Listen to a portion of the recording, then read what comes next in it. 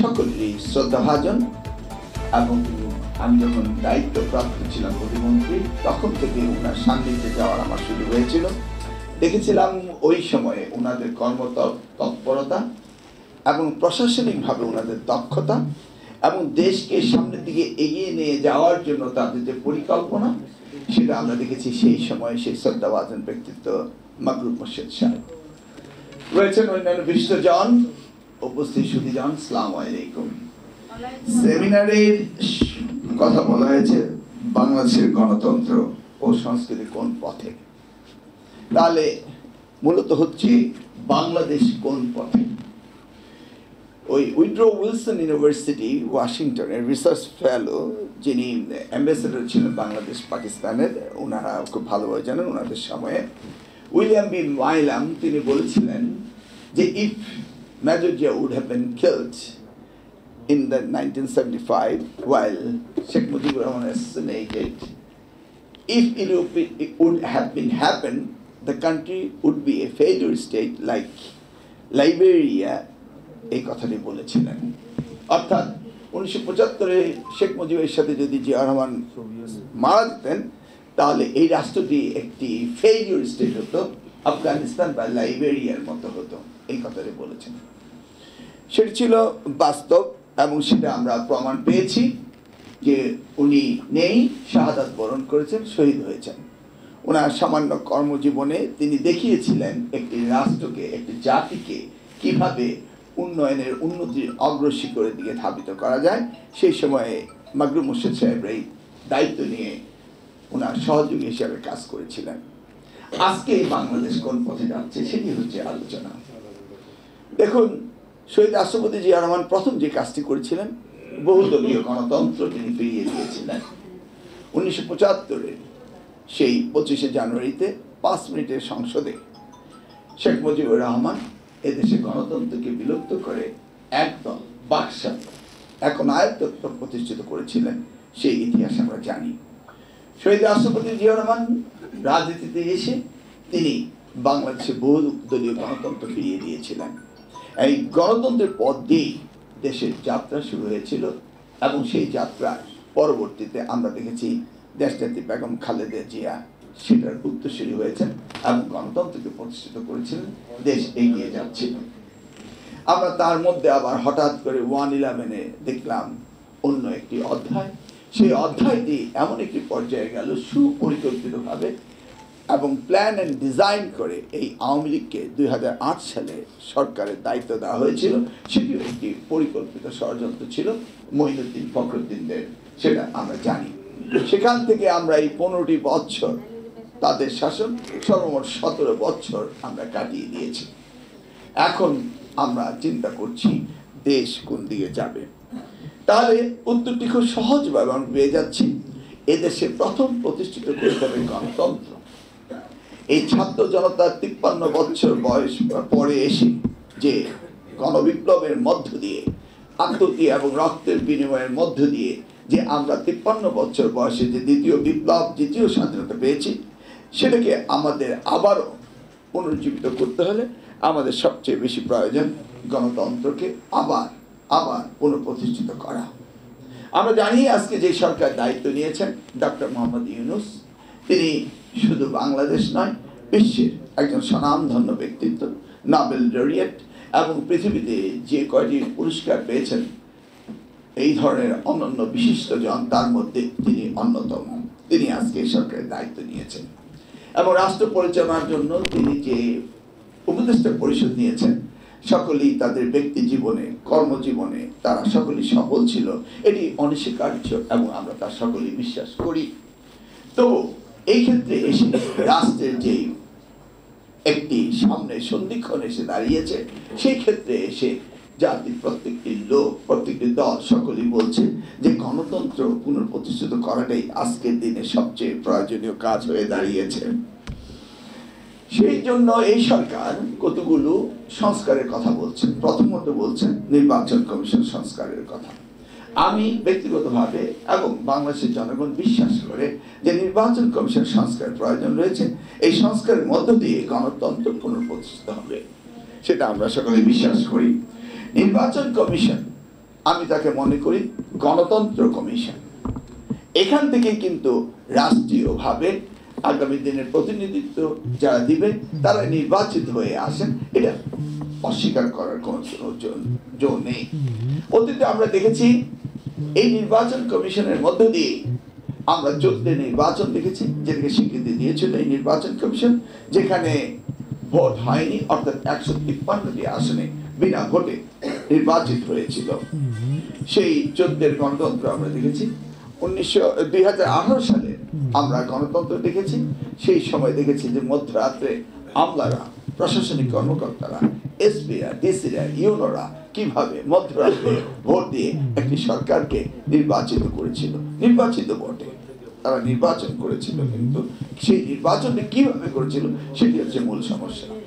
2024 সালে আমরা দেখেছি নির্বাচন করেছে এবং সেই নির্বাচন কমিশন থেকেই স্বীকৃতি পেয়েছে এবং সেখানেও আমরা দেখেছি যে তারা আমরা আর দামিরা, অর্থাৎ আমরা আর মামুরা নিজেরাই নির্বাচন করে তার সরকার প্রতিষ্ঠা করেছিল।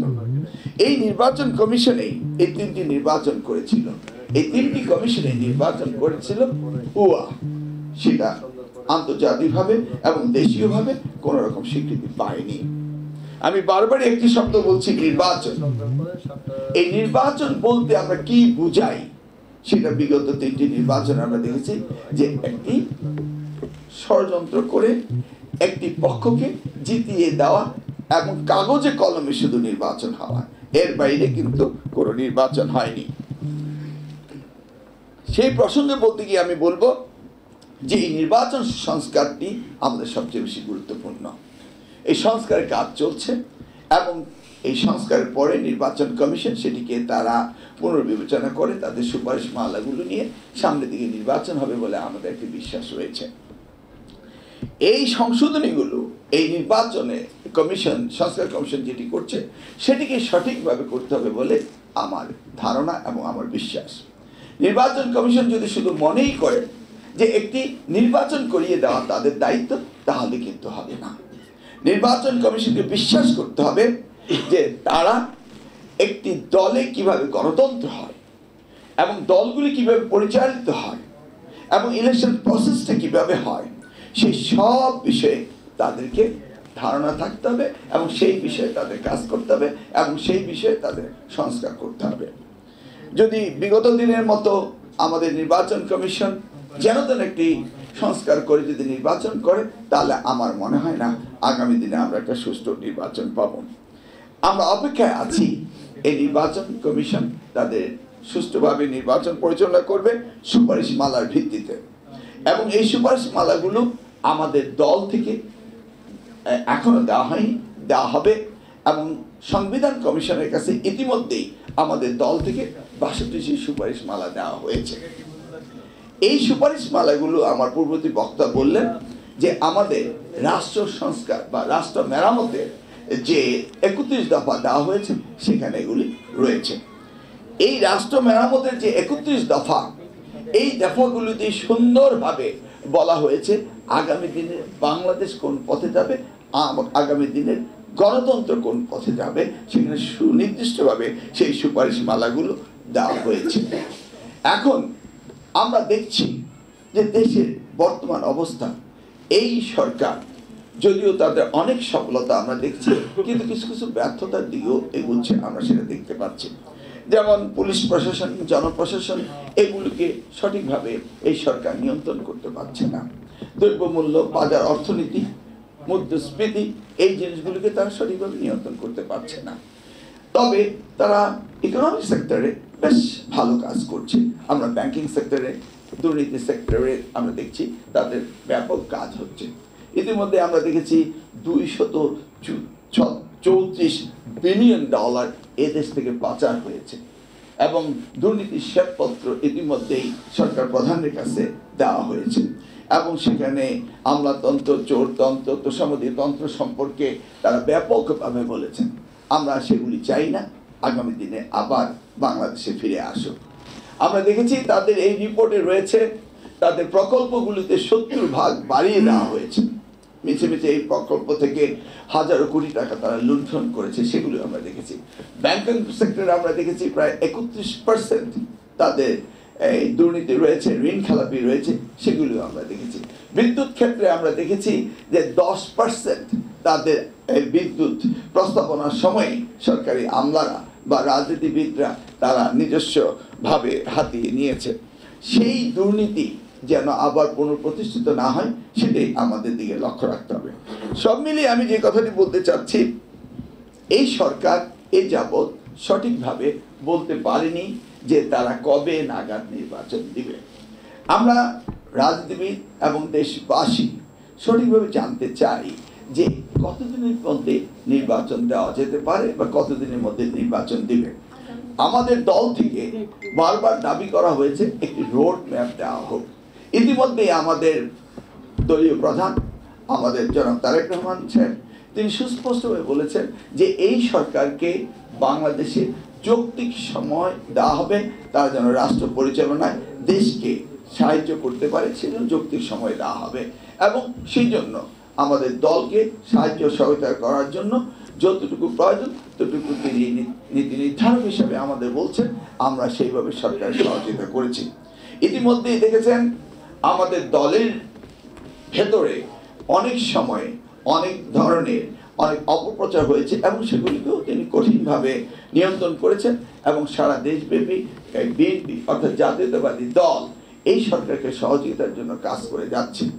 ইতিমধ্যে আমরা দেখেছি ভারতের যে আগ্রাসন যেগুলি এই কিছুদিন ধরে চলছে আমাদের এই চিন্ময় দাস ব্রহ্মচারীকে নিয়ে এবং চট্টগ্রামে যে খুন নিয়ে যে ঘটনাগুলি ঘটছে সেগুলি নিয়ে সরকার উদ্বিগ্ন, আমরা উদ্বিগ্ন, জাতি উদ্বিগ্ন। ইতিমধ্যেই আমাদের প্রিয় নেতা তারেক রহমান সাহেব জাতিকে ঐক্যবদ্ধ থাকার জন্য আহ্বান জানিয়েছেন এবং আমাদেরকে বাংলাদেশের দল মত নির্বিশেষে, কারণ আমাদের প্রিয় নেতা শহীদ রাষ্ট্রপতি জিয়া রহমান বলেছিলেন ব্যক্তির চেয়ে দল বড়, দলের চেয়ে দেশ বড়। সেই দিক থেকে আমরা সকলেই সজাগ রয়েছি যে ভারতীয় এই আগ্রাসন থেকে বাংলাদেশের মানুষ যেন তাদের এই ফাঁদে পা না দেয়।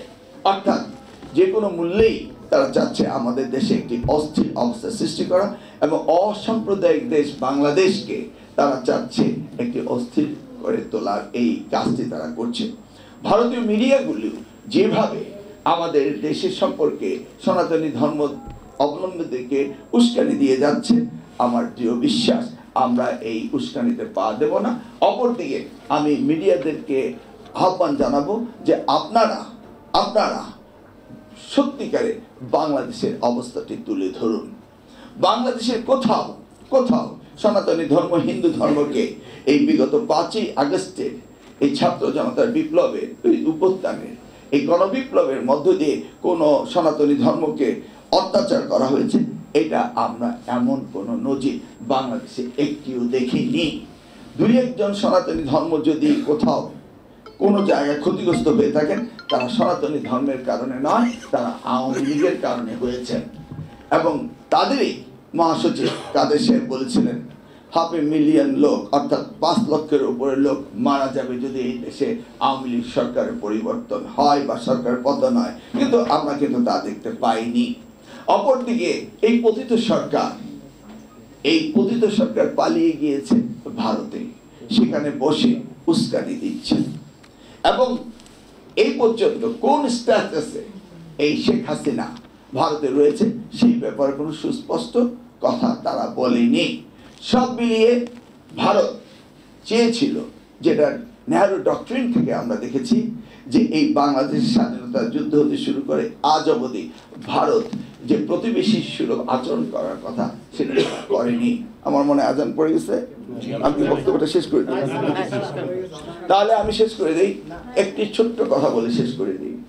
একজনকে এক ভদ্রলোক রাত্রে স্বপ্নে দেখলো যে ফেরেশতা এসে তাকে বলতেছে যে তুমি এখনই ঘুম থেকে উঠে চিন্তা করো যে তুমি কি চাও, আল্লাহ তোমাকে সেটাই দিবে, কিন্তু কন্ডিশন একটা আছে, তুমি যা চাইবে তার দ্বিগুণ কিন্তু তোমার প্রতিবেশীকে দেওয়া হবে। সে ঘুম থেকে উঠে বসে চিন্তা করছে যে কি বলা যায় আল্লাহর কাছে, আমি যা চাইবো তাই পাবো, কিন্তু প্রতিবেশীকে তার ডাবল দেওয়া হবে। সে খুব দুশ্চিন্তা পড়ে গেল যে আমি যদি $1 বিলিয়ন চাই, প্রতিবেশী $2 বিলিয়ন পেয়ে যাবে, আমি যদি বিশাল অট্টালিকা চাই, প্রতিবেশী তার ডবল অট্টালিকা পেয়ে যাবে। তো সে চিন্তা করে পারছে না কি বলবে, যে কি চাই আমি। এই করতে করতে সময় চলে যাচ্ছে। তাকে আবার ফেরেশতা বলল যে সুবহে সাদেকের আগে তোমাকে বলতেই হবে, না বললে তোমার ট্রেন তুমি মিস করবে। তো অনেক চিন্তা করে সে বলল যে হে আল্লাহ রাব্বুল আলামিন, আমি তোমার কাছে চাই আমার একটি হাত, একটি পা এবং একটি চোখ তুমি নিয়ে যাও। কারণ তার যদি একটি হাত, একটি পা, একটি চোখ চলে যায়, তার প্রতিবেশী দুইটি হাত, দুইটি পা, দুইটি চোখ চলে যাবে। ভারত হচ্ছে আমাদের সেই প্রতিবেশী, নিজের নাক কেটে যাত্রা ভঙ্গ করে।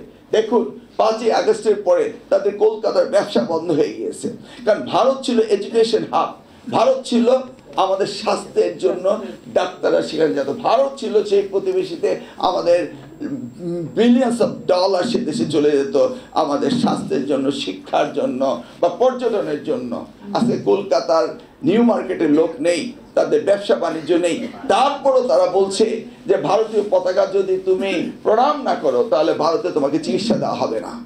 তাহলে তাদের এত বড় ক্ষতি হওয়ার পরও তারা বাংলাদেশকে নিয়ে, বাংলাদেশে আজকে এই তত্ত্বাবধায়ক সরকার বা ইন্টারিম গভর্নমেন্ট যেটি হোক সেটাকে তারা সমর্থন করেনি, এবং কিভাবে আবার টুস করে হাসিনাকে বাংলাদেশে ঢুকিয়ে দিবে সেই পরিকল্পনার সাথে সহযোগিতা করছে।